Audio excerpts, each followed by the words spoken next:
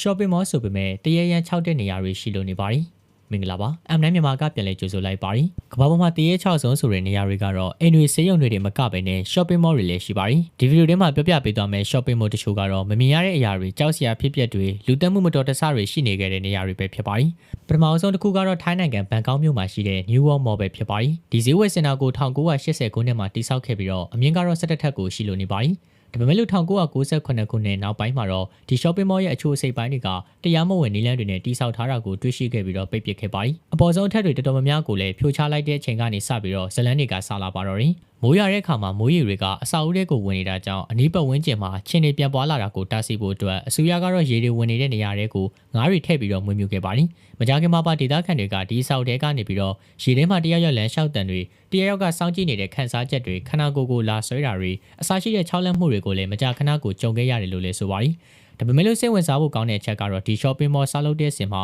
တည်ဆုံသွားတဲ့လူသမားတွေရဲ့ဝိညာဉ်တွေကဒီ shopping mall မှာနေထိုင်ပြီးတော့ချောက်လက်နေကြတာပဲဖြစ်ပါတယ်။ဒုတိယ shopping mall တစ်ခုအနေနဲ့ကတော့ဖိလစ်ပိုင်နိုင်ငံကွီဆုံမြို့မှာတည်ရှိတဲ့ SM City North EDSM ပဲဖြစ်ပါတယ်။ဒီ mall ဟာတောင်အာရှမှာအကြီးဆုံး mall တစ်ခုဖြစ်ပြီးတော့အားလည်းရတိုင်းလူများပြားသွားလာလေးရှိကြပါတယ်။ဒါပေမဲ့လို့ညအချိန်ကိုရောက်တဲ့အခါမှာတော့တဘာဝတရားကပြောင်းလဲသွားတတ်ပါတယ်။ shopping mall ကလုံခြုံရေးတွေကလည်းညပိုင်းမှာဆိုရင်ဓာတ်လေကားထဲမှာလူမရှိဘဲနဲ့အပေါ်ဆင်းလိုက်အောက်ဆင်းလိုက်ဖြစ်နေတာမိတွေကပိတ်သွားလိုက်လင်းသွားလိုက်ဖြစ်နေတာခြေတံကြားရတာတွေအထိကိုကြုံတွေ့ရတယ်လို့လည်းပြောကြပါတယ်ဒီ shopping mall ရဲ့ဒီနေရာကလည်းဒုတိယကမ္ဘာစစ်ဖြစ်တုန်းကဖိလစ်ပိုင်နိုင်ငံရဲ့စစ်မြေပြင်ဖြစ်ခဲ့တဲ့အတွက်ဒုတိယကမ္ဘာစစ်ရဲ့မကျွတ်မလွတ်တဲ့ဝန်းကျင်တွေကဒီ shopping mall ထဲမှာရှိနေသေးတယ်လို့လည်းလူတော်များကတော့ယုံကြည်ကြပါတယ်နောက်ဆုံးတစ်ခုကတော့ American ပြည်ထောင်စု Oregon ပြည်နယ်မှာရှိတဲ့ Valley River Center ပဲဖြစ်ပါတယ်ဒီ mall ဟာအပြင်ဘက်ကနေကြည့်မယ်ဆိုရင်တော့တာမန် mall တစ်ခုလိုဖြစ်ပေမဲ့လို့အထဲမှာတော့တော်တော်လေးကိုမှထူးဆန်းပါတယ် mall ကိုလည်း Native American ဖျားတင်ချိုင်းပေါ်မှာတိစောက်ထားတာဖြစ်တဲ့အတွက်ကိုမှချောက်လက်မှုတွေကပုံမှုဆိုးရနေတာပဲဖြစ်ပါတယ်ဒီ mall ကိုဈေးဝယ်လာတဲ့သူတွေကအလိုလုပ်တဲ့သူတွေဟာအတန်တွေကိုကြားရတာတရရောက်ကအနားမှာရှိနေတယ်လို့ကိုခံစားရတာ